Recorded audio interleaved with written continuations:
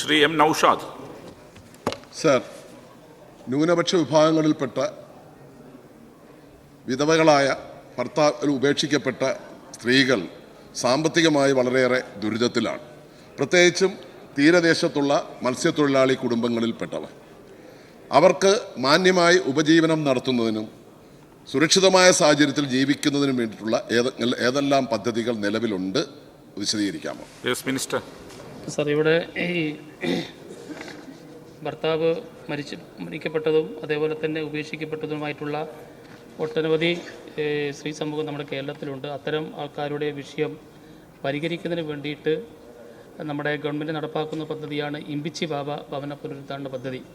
ആ പദ്ധതിയിൽ ഉൾപ്പെടുത്തി നമ്മൾ 515 വീടുകൾ നമ്മൾ അത്തരം കുടുംബങ്ങൾക്ക് നിർമ്മിച്ച് കൊടുക്കാൻ വേണ്ടിയിട്ട് സാധിച്ചിട്ടുണ്ട്. അതേപോലെ തന്നെ ഇങ്ങനെയുള്ള യുവതികൾക്ക് സ്വയം തൊഴിൽ കണ്ടെത്തുന്നതിന് വേണ്ടിയിട്ട് കേരള സംസ്ഥാന ന്യൂനപക്ഷ വികസന കോർപ്പറേഷൻ പലതരത്തിലുള്ള സ്വയം സഹായ പദ്ധതികളും ആവിഷ്കരിച്ച് നടപ്പാക്കുന്നുണ്ട്.